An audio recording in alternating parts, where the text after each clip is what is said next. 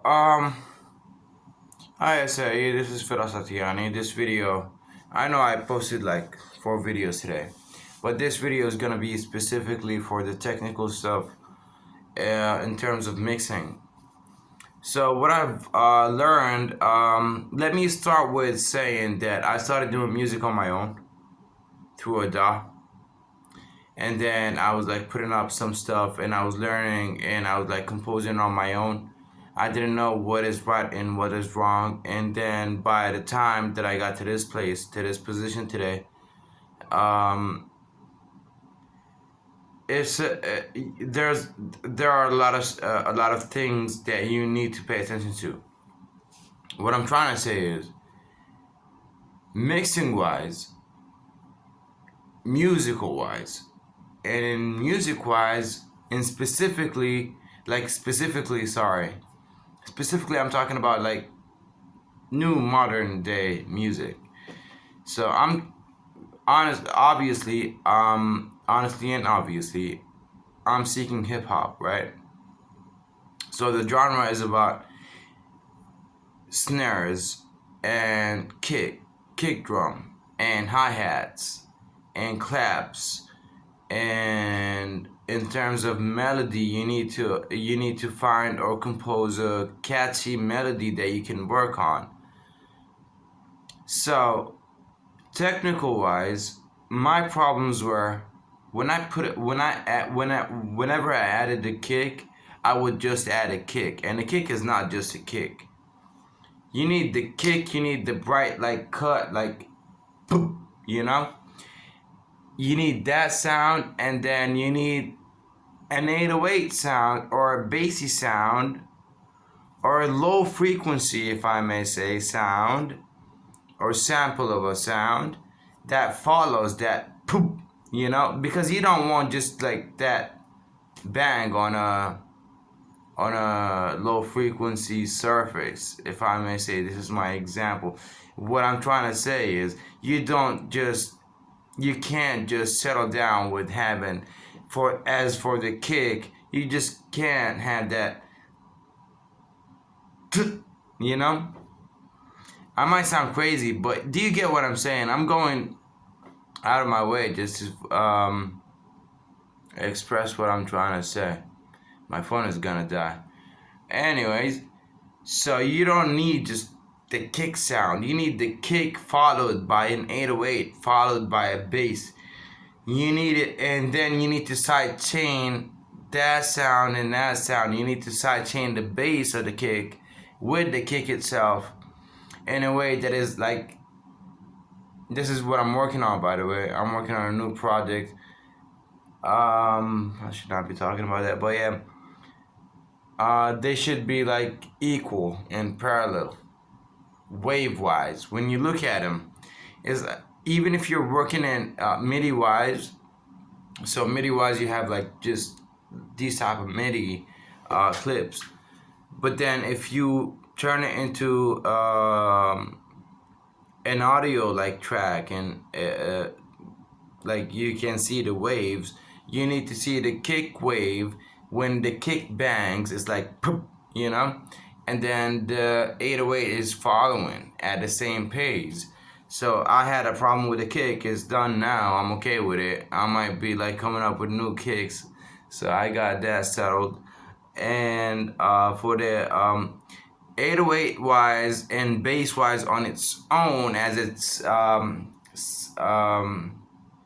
track on itself, like bass wise, if you what I'm saying is, because you know, each song has like, the kick is like, goes to the low frequency range, and then you got like the guitar, piano, they go for like mid, like from mid to high frequencies. So if you're thinking about it as a producer, you need to balance everything. The kick is low range frequency, and then you need to add some bass to give it some body, to give it some like strength, you know, to tighten up the stuff. And honestly, what tightens up the stuff at the end of the day is like just compressing the stuff. and making it like just pop, you know. I'm not the best at it right now, but again, I get the idea, so I'm working on it. I'm developing my own methods, and I'm following up with a lot of producers out there. And I have been talking to a lot of producers, and what is this, what is that, and what should be the ratio for this compressor, for this instrument, what about the knee, what about like the attack and release. It differs from an instrument to another, but yeah. So I'm gonna wrap it up by saying, for the, let's say I'm mainly interested in guitar because I love the guitar as an instrument. The guitar, I go for like a knee of like an on the compressor. The EQ is like it's on you. Placing an EQ and filtering that stuff, the frequencies that you do not like, it's on you, and it depends on the project that you're working on. But compressing wise, for the guitar, I go for like a knee of 3 dBs. Wait, I might be mistaken. I'm talking about Ableton wise. I'm talking Ableton wise. The knee, I keep it at like 3 knee wise. And for the ratio, I go like for 4 or 3. And the release, I might just keep it at automatic, like at A. And for the attack, it depends. I might go for a fast attack, or I might go for a slower attack. It depends on what sounds better. But mainly for the kick, you go like for threshold wise, I would go for minus. You can't say you go for -8 or -6 or -9. It depends on what is the track, like what is the sound wave that you're working on. So it depends on your composition of the kick, you know. So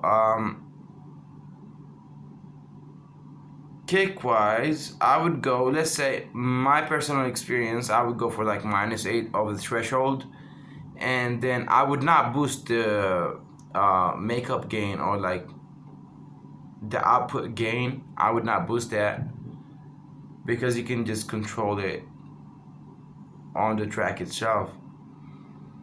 And for the ratio, I would go for 8 or 10 or 11 at some points.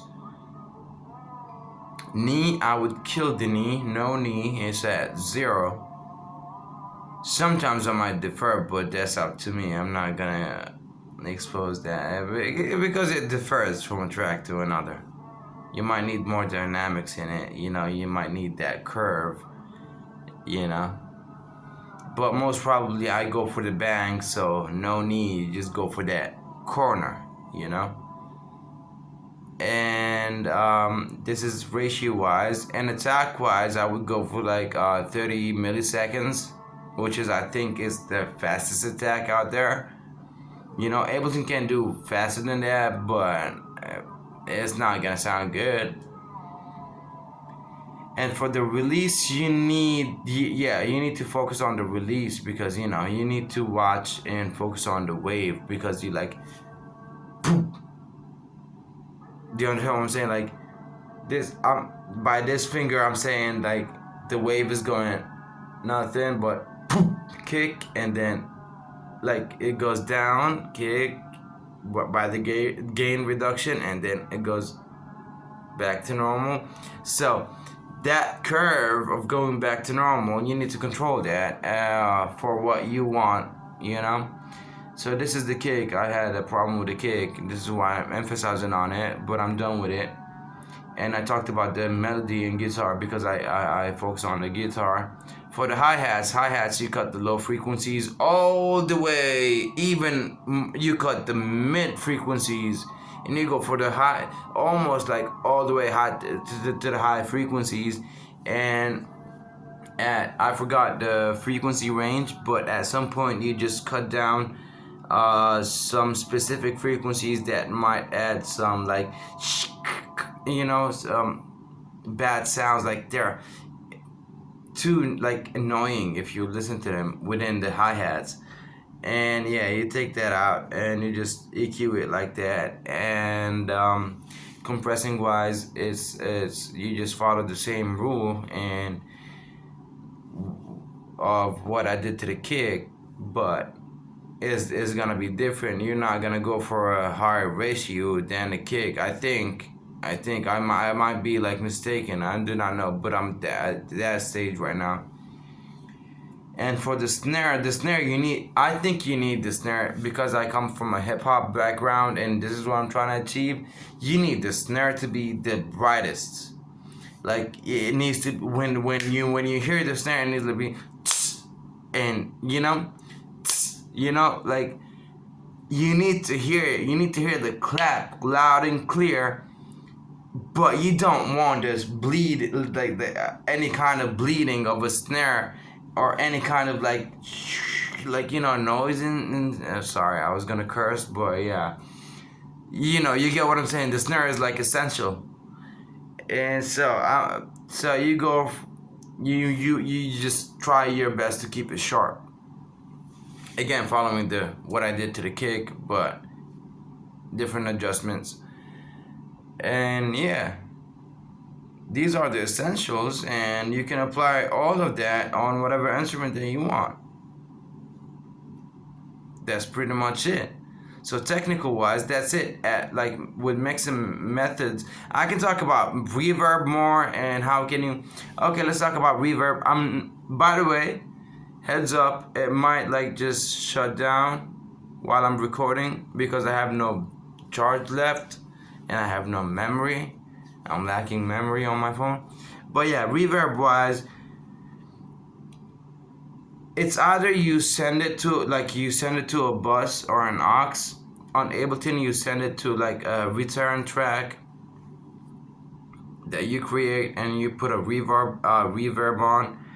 And the reverb, if on Ableton, if you send it to a return track, you put the reverb on the highest wet, dry and wet wise, so it's like 100% wet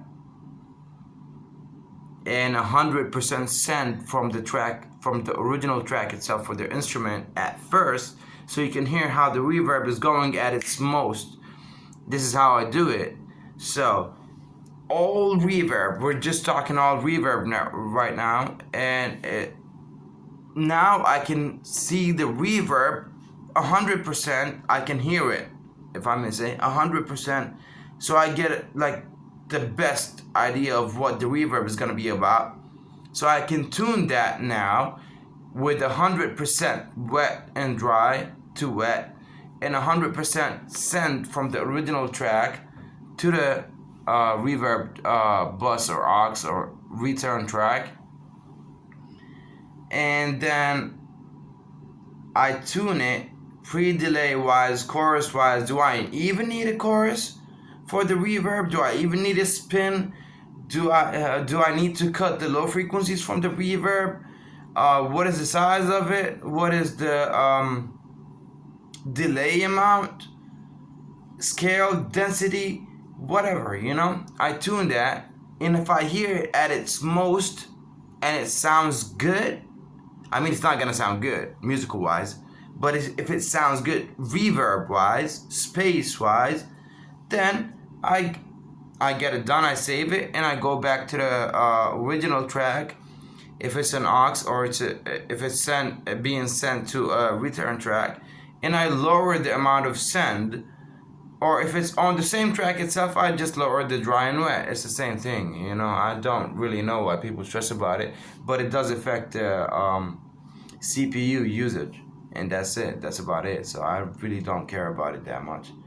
I go for both ways. But at some points, you have to like more than one instrument that is gonna share the same reverb effect. So you just might as well just go for an aux or like a return track. It's smarter to do it that way. And yeah, Other stuff like panning and stuff,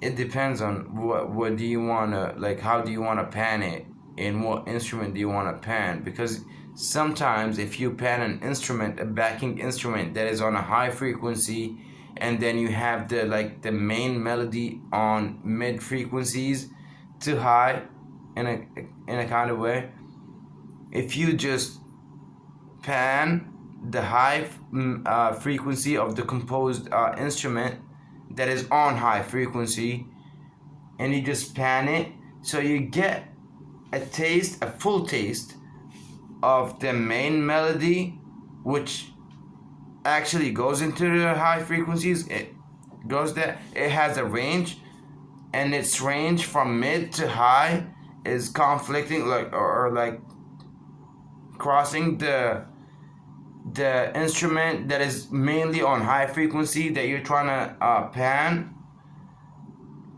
So when you pan that high, only mainly focused on high frequency instrument, when you pan it, you have a full taste of the main melody, but then yet again you have, like, from right to left from the head of that track itself on the high frequency. If you don't do the panning that wide, like that, the high frequency instrument is still gonna be there, but it's gonna be like on top of the main melody, and it's gonna be like, I'm gonna be on top of you, but then the main melody at some frequencies, I'm gonna be on top of you. So you just might as well just pan it, you know? Give every instrument its own space and its own, like, root, you know? And yeah, that's about it. Mixing wise and technical stuff. I mean, I can talk about, like, ping pong delay by itself, simple delays and stuff. I have been experiencing with all of the effects for 2 years now, day by day. So I have a really good understanding. I did some stuff that no one in the music, like, I tried to pull off some stuff that no one in, I believe, no one in the music industry tried to pull off.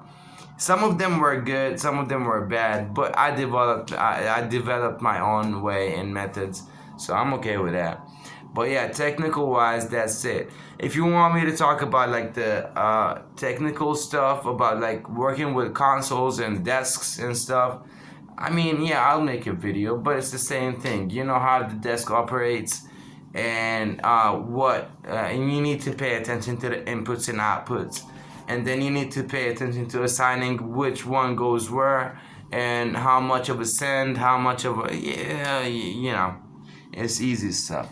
It's easy stuff if you understand it, but if you want to apply it, you gotta pay attention to it. If you want me to put a video like that, I mean, I'll do it. It's not, I wouldn't wanna, because I don't think it's gonna be necessary, but yeah, that's about it, mixing wise. Thank you very much. I uploaded like 5 videos today, but I think they're valuable, you know. Thanks. Have a good one.